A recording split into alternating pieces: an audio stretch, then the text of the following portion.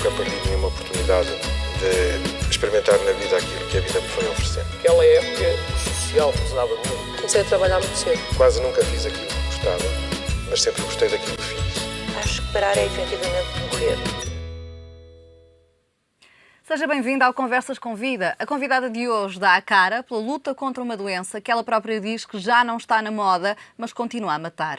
Conhecida por ter uma personalidade extrovertida, foi portar e relações públicas de um dos bares mais famosos do Bairro Alto e na década de 90, a pedido de um amigo, fundou a Abraço. A convidada de hoje é a Margarida Martins. Olá, muito obrigada por estar aqui no Conversas com Vida do ETV. Margarida, a sua gargalhada contagiante fala lidar melhor com os problemas da vida? Acho que sim. Acho que há um ditado português que acho que não tem nada a ver, que é muito riso, pouco siso. Mas eu acho que é uma forma de me libertar, é uma forma também de passar às pessoas uma imagem positiva. Eu sempre ri imenso, desde miúda, sempre brinquei imenso, sempre ri imenso. E acho que isso não tem nada a ver com a postura e hoje em dia, pelos vistos, a técnica, hoje em dia há encontros para as pessoas rirem, há encontros para as pessoas, uma forma de passarem mais felicidade. Eu fiz um programa há muitos anos, que era o Frufru, eu uma vez encontrei um senhor na rua que veio ter comigo e disse, olha, eu não rio há 15 anos e à sua conta eu rio, não entendo nada do que você diz, mas rio muito à sua conta. Eu disse, ainda bem, quer dizer que fica mais bem disposto e que passa melhor o tempo. E isso eu acho que é uma postura dos portugueses serem um bocadinho mais fechados e acharem que não se devia rir muito, não é? Não ficava bem, mas eu acho que é completamente o contrário. E ser obsessivo é um defeito ou uma qualidade? Eu acho que é uma qualidade. Em quê? É uma qualidade, o meu obsessivo é um bocadinho profissional, é gostar de que as coisas aconteçam, é gostar que as coisas se façam, no fundo ser perfeccionista no trabalho que se faz e exigir também aos outros essa parte da obsessão. Eu até sou uma pessoa um bocadinho preguiçosa, por isso obrigo-me a ser um bocadinho obsessiva, que é para combater a minha preguiça. E gosto de ser obsessiva, gosto de ter vários trabalhos ao mesmo tempo, gosto de fazer várias coisas e gosto que as coisas aconteçam. No final, o que eu gosto é, no fundo, eu gosto de produzir coisas, e a Abraço que é uma grande produção, gosto de produzir e saber que aquilo acontece, que aquilo aconteceu, que está feito, que as pessoas gostaram. É por isso que eu sou obsessiva, é só nesse sentido. O seu primeiro emprego foi a dar aulas num hospital? O meu primeiro emprego foi com uma jovem que estava ligada a um pulmão artificial, eu ainda estava a estudar, a fazer essa questão no Instituto Comercial e tive um período a acompanhar essa jovem, lia para ela lia para também um bocado, que eu fazia acompanhamento. Foi o meu primeiro emprego, não durou muito tempo, mas foi o meu primeiro emprego. Não durou muito tempo por algum motivo em especial? Não me durou muito tempo porque eu depois fui para uma editora, fui para as edições 70 trabalhar como secretária, mas fazia-se tudo, não era só ser secretário, batia-se à máquina, compilava-se os textos que vinham, depois já dos tradutores, organizava-se um bocadinho tudo, sempre fui um bocadinho polivalente. E também trabalhou numa empresa de construção civil? E depois fui secretária de administração de uma empresa de construção civil, mas também sempre ligado com outra área, sempre ligada com a comunicação, sempre ligada com a parte externa. Era eu que tinha contactos com as câmaras, era eu que tinha com os contactos, às vezes com os meus patrões, ia com eles às reuniões, e também muito ligada à parte social. Como nós, nesse período, nós tínhamos muitos migrantes que vinham de Cabo Verde, no fundo, e vinham sem casa e viviam nas obras, e era eu que às vezes depois fazia as reuniões das famílias, era eu que organizava os natais, era eu que organizava essa parte social. Quando havia algum problema, era para mim que a entidade patronal vinha ter para resolver esses problemas. Portanto, aí já tinha o instinto da solidariedade. Sim, sabe que uma coisa que as pessoas não conhecem, eu quis ser assistente social, e aos 16 anos, mas não percebia muito bem o que é que era. E ofereci-me como voluntária na altura, aos 16 anos, para a Misericórdia, para perceber durante o período das férias, para perceber o que era o trabalho social. Na altura, eu vou fazer 60 anos, por isso na altura não era como é hoje em dia, não é? Não havia esse espírito de voluntariado, não havia essa entrada de pessoas externas, mesmo jovens, que nós hoje em dia, com a autorização dos pais, deixamos entrar nas associações. E não consegui, por isso eu hoje em dia até às vezes digo, ainda bem que não fui, porque assim faço o trabalho que eu gosto, trabalho na área social como eu gosto, trabalho ao mesmo tempo uma parte de produção, trabalho uma parte do marketing, faço como eu gosto, a parte social. E porquê é que não foi assistente social na altura? Porque depois não fui para a área comercial e depois não acabei o curso e depois resolvi que eu saí de casa muito jovem, saí de casa com 18 para 19 anos. Já tinha a minha casa, partilhava com amigos, essas coisas todas. Depois a vida muda e a gente vai mudando e começa os trabalhos, e começa os empregos, e começa isto, e começa Mas o aquilo. facto de ter saído de casa muito jovem era devido a alguma sede de independência? Não, sempre fui muito independente, sempre, nunca contei com os meus pais a partir de certa altura, até porque economicamente também não podiam, mas nunca contei com os meus pais para a minha vida, contei sempre só comigo. Por isso acho que eu gostei sempre de ter o meu espaço, a minha casa, comecei por partilhar com amigos, não é? Como a maior parte dos jovens quando começam, mas brevemente, ao fim de poucos anos, já tinha um espaço só meu e a minha casa só minha e vivia Mas não era sozinha. muito comum isto há 30 e tal anos partilhar Não, casa com amigos. Quase há 40 anos não era muito comum, mas era assim. Nós tínhamos um grupo. Também lembro-se que eu sou de outra geração, eu sou da geração que vem de maio de 68, houve muitas mudanças, nasci em 53, houve muitas mudanças, havia a liberdade sexual, havia a liberdade das pessoas, 74 foi uma parte política, tinha 20 anos, como tinha 21 anos, uma parte política também muito importante, de envolvimento, tudo isso marca muito na nossa história, tudo isso marca muito nas diferenças que há hoje em dia. O trabalho político era muito na rua, era muito feito com os amigos. E era ativista nessa altura? Era ativista. A minha maneira era ativista. E o que é a sua maneira? A minha maneira era não estar ligada a nenhum partido, mas fazer atividade política com os amigos. Tínhamos muito trabalho político que se fazia. Contra o regime? Contra o regime. E como é que foi parar do trabalho à secretária para o trabalho nos bares? É muito simples. Eu fui casada, casei com 23 anos e na altura o meu ex-marido foi para o Zodíaco, que era um bar que estava... Que não havia muitos bares em Portugal, para mais posso lhe dizer, havia muito poucos bares, as pessoas encontravam-se nos cafés, encontravam-se nas cervejarias, encontravam-se nas tascas, com os amigos, mas não, havia muito mais uma vida, quer dizer, não havia muitos bares. E houve uma proposta ao Zé Gago de ir para o Zodíaco e eu acompanhei-o no processo, ajudei-o a montar esse espaço. E foi um espaço que foi muito importante na cidade, porque era um espaço onde acontecia coisas. Havia teatro, havia jazz, havia música, havia todo tipo de ações diferentes do que era habitual em Portugal. O meu ex-marido tinha estudado em Bruxelas e já havia esse espírito, também ele já trazia esse espírito também, e por isso eu acompanhei-o no processo. E como gosto de produzir coisas e gosto de ver as coisas acontecer, no fundo nunca fiquei à parte, fiquei sempre, e nessa altura era conhecida pela guia do Zodíaco, foi muito engraçado. Apesar do trabalho, sempre mantive o trabalho de secretariado, mas era eu que ajudava a montar, ver as bebidas, ver o que é que acontecia, ver se estava tudo em ordem com as limpezas, ver se estava tudo em ordem com o espaço, para ver se estava tudo em ordem com os eventos que se fazia lá, e era muito, muito, muito agradável. E como é que a guida do Zodíaco foi parar ao Frágil? Olha, eu fui parar ao Frágil porque eu fui ao Frágil uma noite com a Lia Gama, de quem era amiga, e sou amiga pessoal, e ela apresentou o Manel Reis e toda a gente sabia quem eu era, e o Manel ficou, quis saber o que é que eu fazia, como é que eu não fazia, e porque é que toda a gente me conhecia por causa da história do Zodíaco.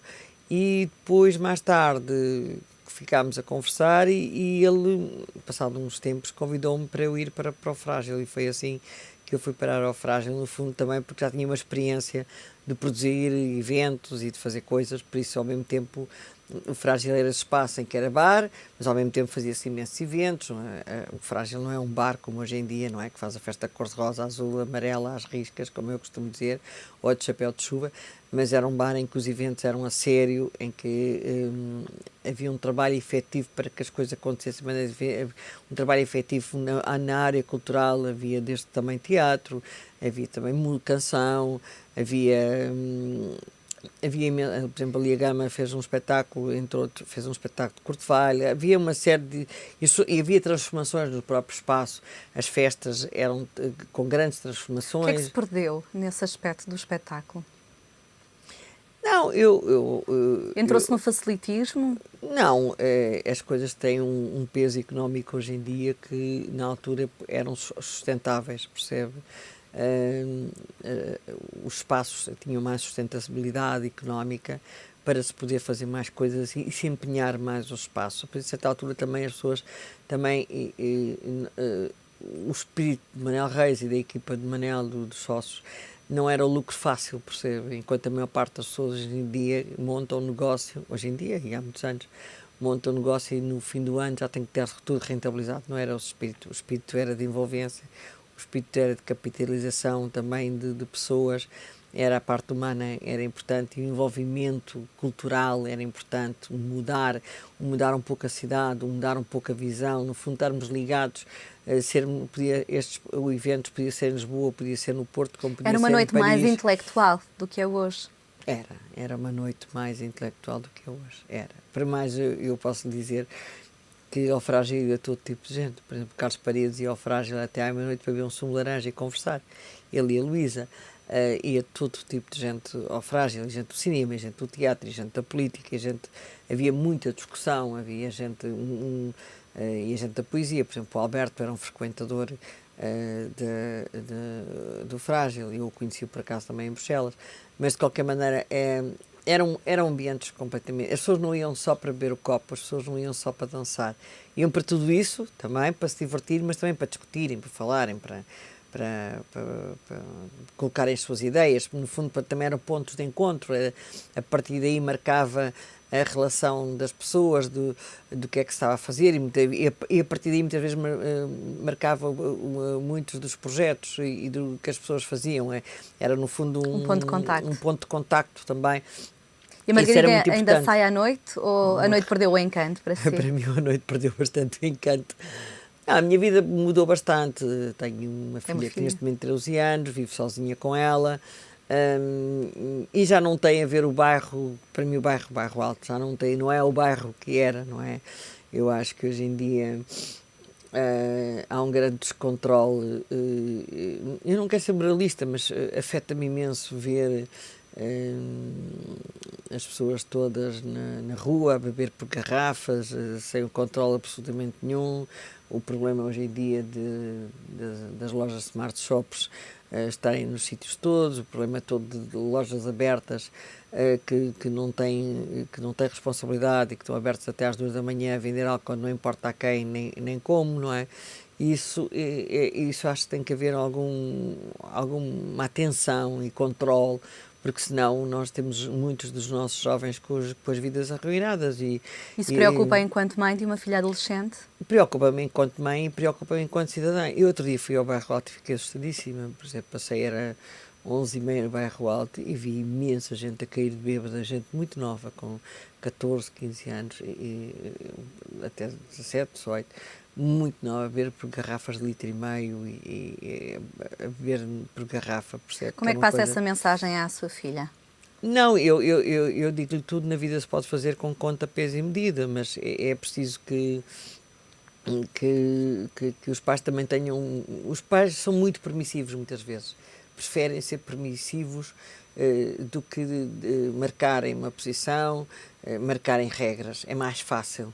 A regra mas os nossos jovens gostam de regras e precisam das regras, como qualquer pessoa, e por isso mesmo eu acho que não podemos ser tão permissivos, até porque no futuro eles vão nos acusar de nós ter sido permissivos ou não, totalmente, e quando muitas vezes vejo programas de televisão e que vejo, por exemplo, outro dia um programa de televisão que se passava no Castro Dreia e os miúdos completamente sozinhos, com 13 anos, já com bastante álcool, percebe? Além disso, nós não podíamos beber na rua, como se bebe hoje em dia, ter copos na rua. Os bares não podiam vender para a rua, e não são os bares que vendem para a rua, até porque os bares têm critérios, vendem dentro do espaço, têm polícias, têm segurança, têm uma série de licenças que uma tasca de esquina ou uma mercearia não tem, e pode vender a qualquer pessoa. E eu penso que, por exemplo, que esta lei que o António Costa mandou fechar esses espaços a partir das 8 da noite, não poder vender, mas eles vendem, há sempre algum ou outro que vende, e os miúdos vêm com as garrafas e compram, sabem onde é que vão comprar. Falando em António Costa, é verdade que chegou a ser sondada para ser candidata a uma junta de freguesia para António Costa? Já há algum tempo. E não a seduziu a ideia de fazer carreira política? Não, eu política faço. Eu política faço. Dá abraço, claro. Eu política faço e faço política desde os meus 18 anos, por isso eu tenho consciência que faço política, por isso já faço política há 42 anos. Abraço é uma atitude política. A cidadania, ser cidadã de coisa, é uma atitude política. Não, por acaso uma junta de freguesia é uma coisa que me seduz, por isso não... Não descarta essa hipótese no futuro? Não descarto essa hipótese no futuro, mas é uma coisa que me seduz. Já há muitos anos eu dei uma entrevista, sei lá, e há 15 ou 16 anos, e disse que gostava de trabalhar numa junta de freguesia. Não descarto essa hipótese. Agora, eu política tenho consciência que faço. Para mais uma vez, a brincar com dois políticos, disse, não, vocês é que são políticos, e depois um deles disse, pois é, se você acha que não faz política, eu disse, não, eu tenho consciência que faço política. Não é como as pessoas acham que não gostam da política. Eu faço política, como todos nós trabalhamos na área social e na área de cidadania e na área de envolvência, fazemos política a tentar mudar comportamentos, fazemos política a tentar mudar posturas governamentais, mas fazemos política a mudar esta história, diz, por exemplo, de haver medicamentos desde 1996 e de abertura, posso dizer. Eu fui em 96, quando ainda não havia as novas terapêuticas em Portugal, e fui com 5 pessoas seropositivas ao gabinete da ministra Maria de Belém, que foi uma pessoa sempre bastante acessível connosco. Para mais não temos razão de queixa na maior parte dos ministros com quem trabalhamos. E disse, olha, se não houver medicamentos, estes 5 senhores que estão aqui morrem. Isso é uma terapia de choque. Era necessário. Era necessário. Mas não fui lá à bruta, até porque eu tenho uma postura de falar com os políticos de uma maneira completamente... Eu alerto para os problemas, claro que se a certa altura as pessoas não ouvem, a gente tem que alertar de uma outra forma. Mas eu alerto, falo para os gabinetes, falo para as pessoas, digo, passa-se isto, passa-se aquilo. Se não há terapêuticas, eu informo, assim que eu não posso, por exemplo, informar se um doente vier ter comigo, se não me der autorização para eu informar. Eu só posso informar se o doente me der autorização para eu informar. Percebe? Só posso, com uma carta escrita da pessoa, se me autorizar, eu informo, dando o nome, dando qual é o hospital, qual é a situação. Não invento. E isso passo sempre para os gabinetes, passo sempre para o gabinete. Quando diz que nunca teve razões de queixa, isso significa que sempre foi ouvida? Sempre fui ouvida. É nesse sentido, claro que posso não estar tanto de acordo com esta ou com aquela postura, posso não estar tanto de acordo com algo, mas sempre fui ouvida. Problemas, por exemplo, com a Ana Jorge, houve uma altura que houve um hospital que cortou os medicamentos por uma questão de ficar mais barato aos doentes e que queria cortar a consulta desse hospital, que era um hospital do Sul. Imediatamente nós mandámos para o gabinete. Nem a ministra sabia que muitas vezes os próprios gabinetes não sabem o que é, porque é uma postura do hospital, é uma postura do diretor hospitalar ou do presidente, porque acha que vai baixar os custos na região A, B ou C, mas atirando os custos para outra região, porque os custos são do país, percebe?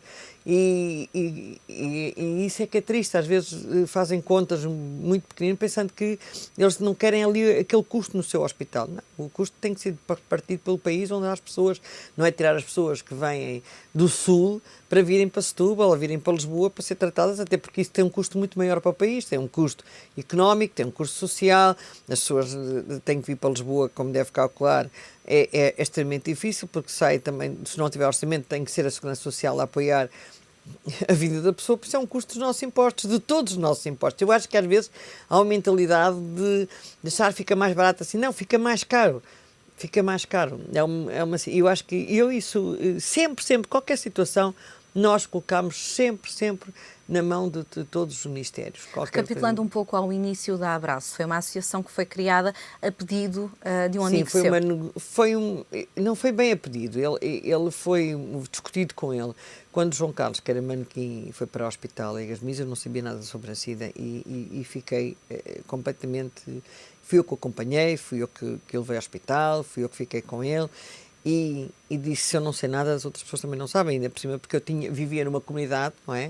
Um bocadinho diferenciada, por isso, com pessoas de várias áreas, em que se discutia muitas coisas, e eu senti que que se não sabia. E quando acompanhei com o João Carlos no Hospital Igasmis, felizmente tive apoio do Dr. Champalimau, que já não está entre nós, e tive apoio dessas pessoas todas, e conseguiu-se mudar um bocadinho a forma como as pessoas estavam internadas, as condições, e conseguiu-se mudar. De qualquer maneira, quando o João morreu, eu achei que devia de continuar. Eu acho que que devia de continuar, não só em memória dele, mas também por uma postura política, porque eu acho que nós não podemos passar na vida como cão por vinha vindimada, percebe? Nós temos que passar na vida estar atentos às pessoas, estar atentos ao país, eu gosto imenso de Portugal, eu gosto imenso do nosso país, estar atento, não tenho que dizer o meu país é pior ou é melhor, eu tenho que vivo aqui e tenho que estar atento. E fico muito triste porque não há esta postura muito forte dos portugueses. Os portugueses têm muito sempre aquele espírito que é o Estado que trata. O Estado somos nós todos. É o Estado que trata, o Estado que faça. O que é estrangeiro é que é bom. O que é estrangeiro é que é bom, não temos que reclamar. E não, e esse foi o espírito e a criação, posso lhe dizer, entre o dezembro e novembro de 91 e a Abraço, que foi 6 meses para se criar, a associação que foi criada no dia 5 de junho de 92. Mas quando procurou esses apoios, que felizmente conseguiu obter rapidamente, qual é que era a receptividade das pessoas com que falava? Estamos a falar nos anos 90, numa doença sobre a qual se sabia muito pouco e muitas vezes conotada... Não, mas eu vou dizer, apesar de se saber muito pouco, houve também uma reação muito positiva, por exemplo, da parte da imprensa, da parte dos amigos, da alerta. Conseguiu-se fazer, a partir daí, bastante alerta, mais do que se faz hoje em dia, bastante alerta. Eu, por exemplo, fui para as agências de publicidade, consegui fazer campanhas muito boas.